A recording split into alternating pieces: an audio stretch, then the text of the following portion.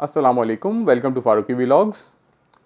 आज एक सवाल का जवाब आपको देना है जो कि मुझे कई दफ़ा पूछा गया है। एफएसएल पे मेरा एक मुफस्सल वीडियो मौजूद है ऑलरेडी, उसमें हर बात का जवाब तकरीबन मैंने दिया हुआ है।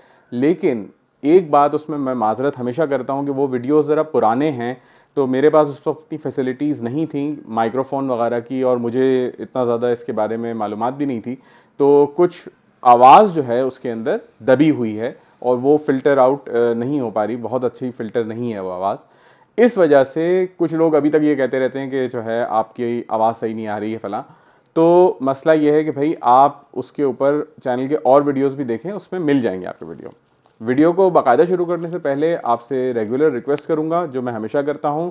जिन लोगों ने मुझे सब्सक्राइब किया उनका बेहद शुक्रिया। जो लोग सब्सक्राइब नहीं हैं वो काइंडली सब्सक्राइब कर लें ताकि हमारी हिम्मत अफजाई हो, और वीडियो को लाइक और शेयर यूट्यूब लिंक के थ्रू ज़रूर कीजिएगा।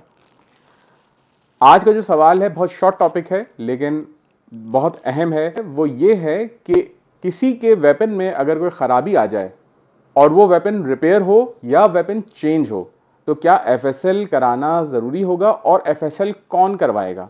रिपेयर करने वाला कराएगा या शॉप वाला कराएगा? अब ये देखिए, दो बातें हैं इसके अंदर।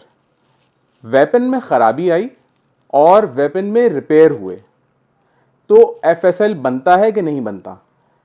90% ऑफ द केसेस में एफएसएल नहीं बनता, और रिपेयर वाले नॉर्मली एफएसएल के लिए नहीं भेजते किसी भी चीज को। नॉर्मली ये चीज हमने देखी है कि रिपेयर जितनी भी शॉप्स हैं वो एफएसएल के लिए नहीं भेजते कोई चीज, क्योंकि कोई भी चीज़ उसकी रिपेयर हो, चेंज हो जाए, फायरिंग पिन बदल जाती है या बैरल बदल जाता है। मैंने इस पर एक तफसीली वीडियो भी बना दिया है कि एफएसएल किन सूरतों में ज़रूरी होता है, एफएसएल होता क्या है एक्चुअली। तो वो आप वीडियो काइंडली देख लीजिएगा।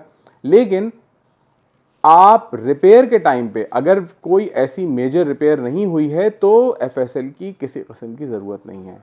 लेकिन दूसरा सवाल यह है कि अगर वेपन तब्दील हो गया है, यानी कि आपका वेपन इस हालत में ख़राब हो गया था या इस तरह से ख़राब हो गया था कि आपका वेपन जो है वो काबिल इस्तेमाल नहीं था, या शॉप के ओनर ने आपको ऑब्लाइज किया और वेपन तब्दील किया है, तो भाई अगर नंबर बदलेगा, वेपन बदलेगा, तो एफएसएल भी होगा।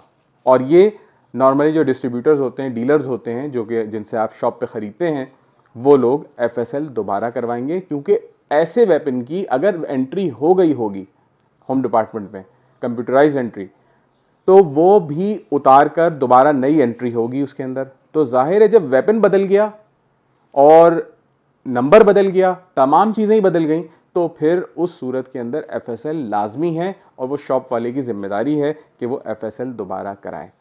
लेकिन रिपेयर की सूरत में ये चांसेस बहुत कम होते हैं कि ऐसी कोई रिपेयर हुई हो कि एफएसएल ज़रूरी हो, और आमतौर पे रिपेयर वाले एफएसएल के लिए नहीं भेजते। तो आई होप कि जवाब आपको मिल गया होगा। मैंने दोनों एंगल से इस जवाब को देने की कोशिश की है। कोई गलती हुई हो तो उसके लिए माजरत। इंशाल्लाह किसी अगले वीडियो में आपसे मुलाकात होगी। चैनल को लाइक सब्सक्राइब करना मत भूलिएगा, और हमें और हमारे वालिदैन, हमारे घर वालों को दुआओं में ज़रूर याद रखिएगा। अल्लाह हाफिज़।